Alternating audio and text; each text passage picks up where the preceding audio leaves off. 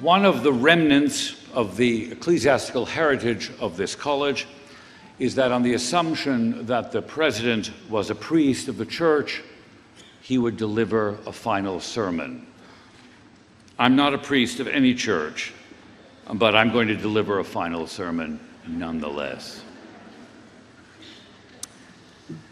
When John Bard founded this college in 1860, the United States was on the brink of a bloody and brutal civil war.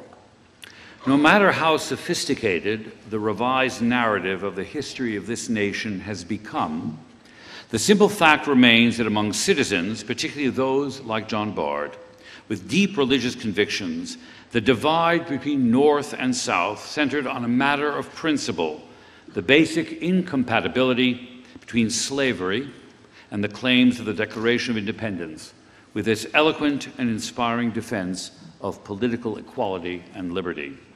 John Bard believed that extending the reach of education could strike a blow for truth and justice.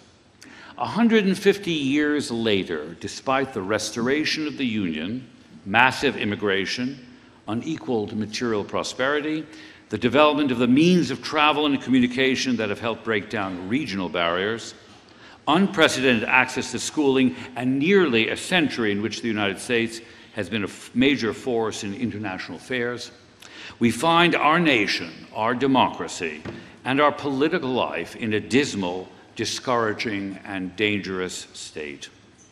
In the darkness that surrounds us, there seem to be no principles at stake at all. Instead of the specter of violent conflict that surrounded the birth of this college, we are witness to the leveling of public discourse that even threatens the meaning of intimacy and privacy. Our public life is marked by a terrifying amalgam of half-truths, cliches, and slogans that actually mask, if not cynicism, then passivity about politics and the prospect of progress in our collective destinies. Our freedoms will not be taken from us by tyranny. We are letting them atrophy through disuse and negligence.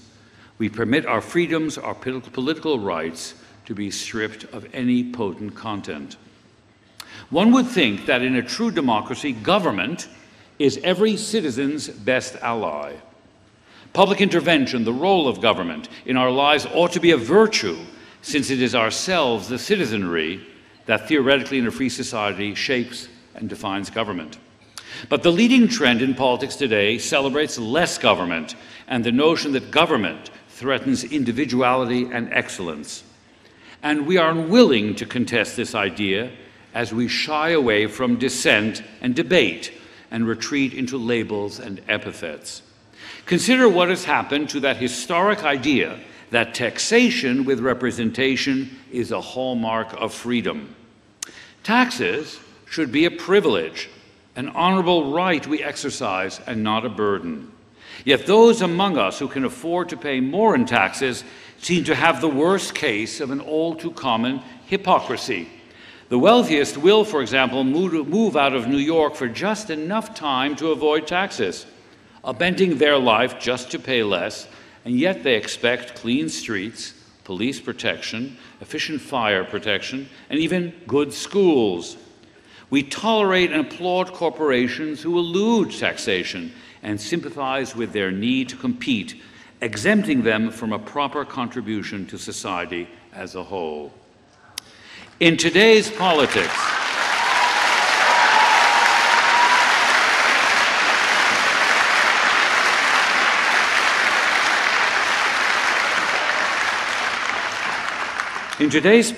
we seem unable to persuade others about what government should do, can do, and must do, and concentrate only on the evils of government, about waste, inefficiency, bureaucracy, and unwarranted intrusion.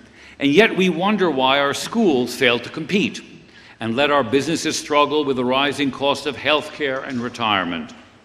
We sit by, seemingly helpless, as the inequality of wealth, the gap between the very rich and the poor, widens. Faced with the massive scale of society, we, without much critical examination, have reduced freedom to mean merely private initiative. We have left the motivations of private enterprise undisturbed. We are content with little more than the assertion of the right to property, the right to own. Individual ambition, the desire for wealth, and the marketplace all conspire, we assume, to bring about the best of all possible worlds for all, and not merely the privileged. We act as if all that matters in the pursuit of happiness, a moral term in the 18th century, is our isolated individuality. As if cultivating a sense of civic duty and obligation to others, and forming a social order mirrored in the rule of law and government, and in agreement, collaboration, and collective action, were all at odds with authentic personal freedom. The opposite is true. We will flourish as free individuals only to the extent that the shared space we inhabit, in terms of the health of the world we live in and the health of the human community, renders liberty possible. We need government, fair government, and good government, just not less government. We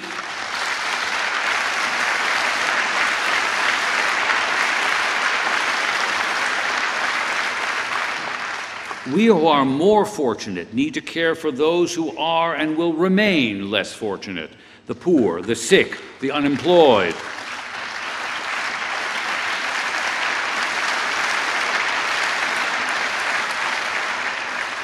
The very young and the very old, well beyond the scope of the charity of a few.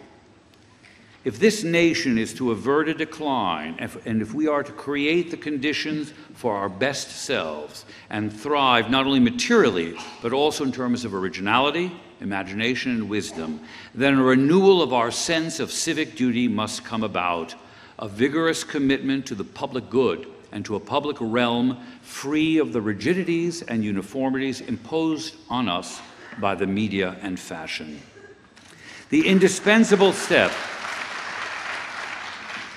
to that renewal of our shared destiny as citizens is education. We need a major national investment in public education, not the privatization of our schools.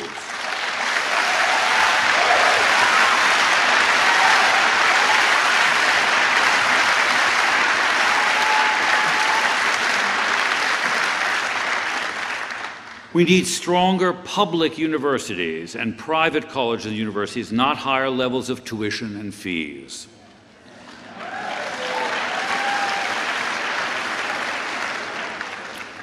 This, for example, can be accomplished only by collective will and by a public policy we create and control as citizens. So to the Bard class of 2011, I ask you to take away from your alma mater its deep and abiding faith in the link between education and democracy, a commitment to the political life of a free society, and to a lasting sense of civic duty and responsibility. Learning and knowledge define the principles for which we in our time must fight.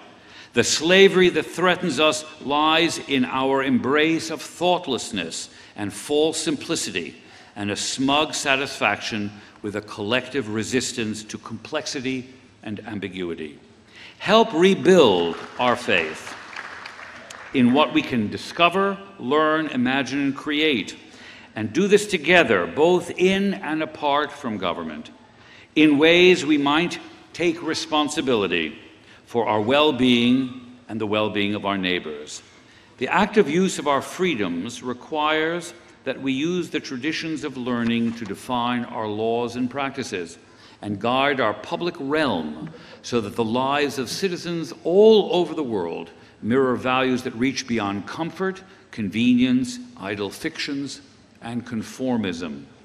This vision led John Bard to create the college. This vision defines the essence of Bard today. May each of you keep it alive in the fabric of your separate lives. Congratulations to you all.